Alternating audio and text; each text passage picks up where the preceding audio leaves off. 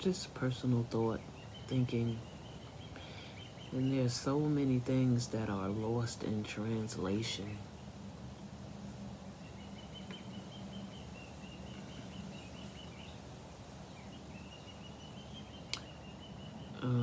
As far as religion and beliefs, I'm talking about my own faith and what I believe in. And I remember being in church as a young girl, listening to my grandmother in the pulpit tell the story of how she experienced an old Jewish white man on the sidewalk outside her window, dying.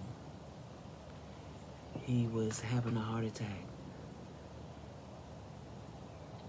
Life was leaving his body, and it happened in front of her house. She was able to look out her window and see it happening to him, and she did nothing to help this man. And she said sometime later, her son, her oldest son, her first son, died. He got ran over by a coal truck, roller skating. And he got ran over by a coal truck, turning a corner or something like that. And she considered that karma because she didn't help this white man on the ground who was having a heart attack.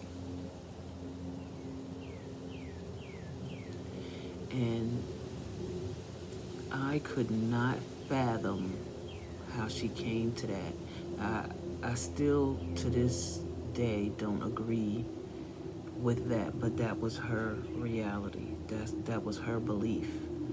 And she felt like that was her karma, losing her son, because she didn't help this man dying in the street.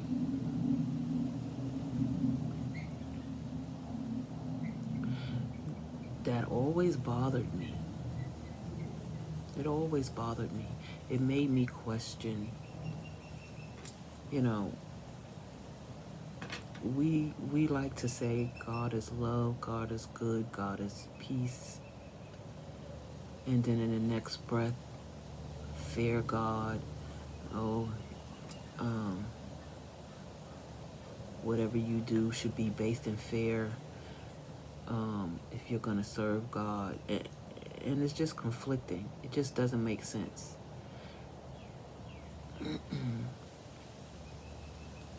Even the commandments sometimes. It's like, I'm a jealous God. Okay. He's a jealous God. So are there other gods for him to be jealous of? Why is he a jealous God? Is there competition? The other things, little things like these are questions I have that when I read my Bible, when I question my faith, that nobody has been able to answer. Like in Genesis, replenish.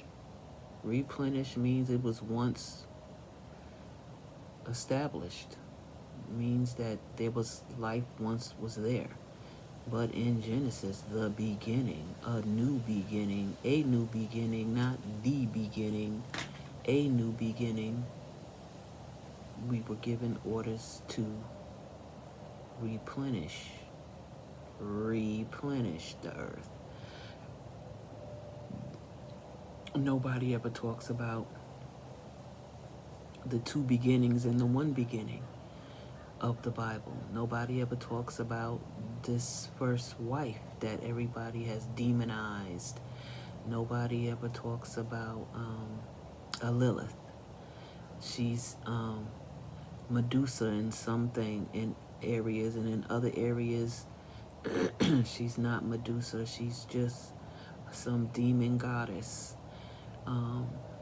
Then there's stories that because she was made equal to man, because she was made of clay and earth just like Adam, that she told him that she was equal to him, not beneath him, and they had conflict with that. Her will was not to be under him, but to be equal to him. So she said these magic words and was released from the garden and went to live into the shadows, into the darkness. That's the myth or the story as it's told. Has anyone ever heard of that story? What about, there's a few other things about the scriptures that I have questions about that never really meshed, but those are just a few of the things, like casting lots. There are many instances where lots are casted. They cast lots for Jesus's garment. They cast lots to find out what was going on, who was causing the storm when they were on the boat with Jonah.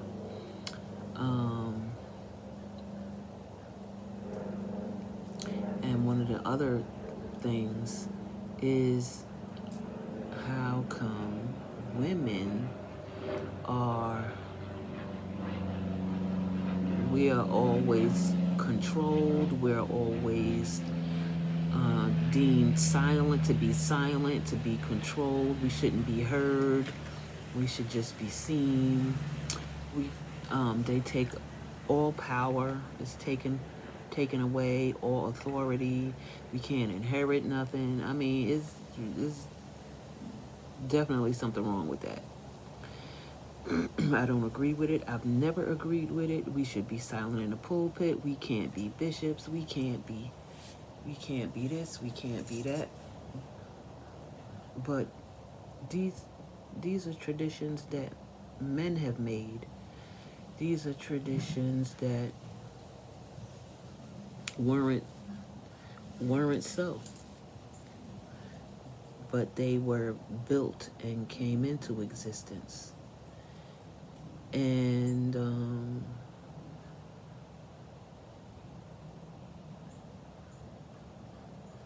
if we came here to replenish the earth and take dominion, why do we believe in immaculate conception?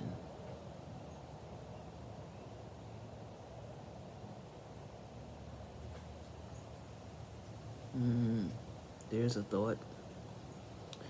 But those are some questions that I have, and personally I feel like as a woman, it's time to take back my power.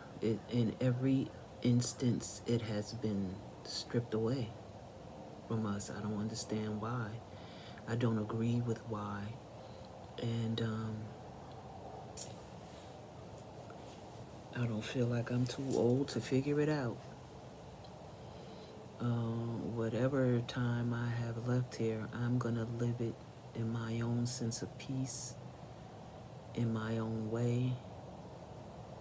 And I'm content with that.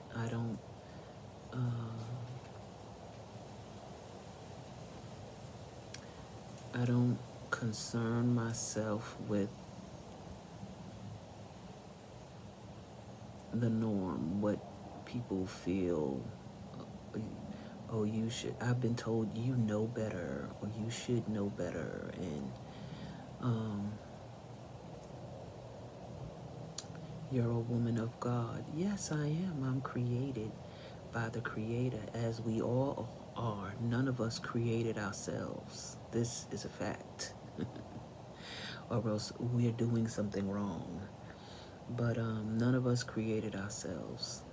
And I'm aware of that. But most of us are not aware of the power and the the strength, the ability that we have is so much greater than what we're settling for, because we're so scared to go beyond what we feel like we understand or feel like we know. Everything on this planet has showed us that what it does not understand, it fears, and it tries to conquer it, and eventually destroys it in trying to control it. That's plain, simple knowledge of this world that we're living in. So why fear it? There's new discoveries being made of what's always been here all the time. These things, there's nothing new under the sun. There's nothing new in the earth. It's all been here before, been done before. We have cities and civilizations underwater. We have cities and civilizations buried in mountains. So the fear is finding out that everything that you think you knew, you have no idea of what you know. And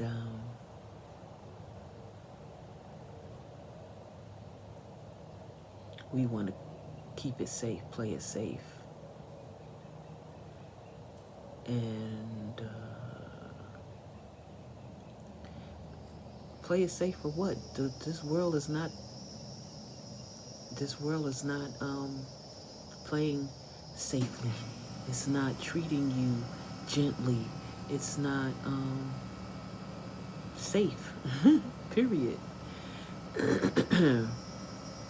But the world teaches us to be limited. It teaches us to fear what we don't understand.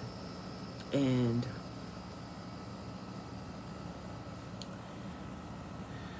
I don't understand why the poor are still poor. Why they outnumber the masses and still poor. So then we say change your state of being, your state of mind, so that you don't mind being poor. I mean, that's our reality. This is what our beliefs do. This is what society does. This is what religion does. And when you get to the point that you're looking outside of it and starting to question it, people freak out. They panic. They go to what they know. They search the depths of what they understand, and they never consider nothing new. They never consider something beyond what they understand. It's like they don't want to start over. But that's all life is a bunch of new beginnings, endings and beginnings, seasons. That's why we have seasons. That's why they change. There's synchronicities in everything. The numbers that dominate to me are four elements, four corners of the earth, 4 seasons, 12 tribes. It is said that each soul, spirit, me and you, we have 12 other spirits that travel with us. Ancestors, spirit guides, so forth, etc. There's 12 months, 12 hours in the day and 12 hours in the night. There are, I said 12 months, right? What else is 12? Zodiac signs, which is our calendar, our compass. And we've deemed it demonic, but it's our compass, it's our calendar. It tells us how to do, what to do, when to do, and even where to do. These giant observatories that we have on the planet in Egypt, in Brazil, in the Netherlands, these are observatories.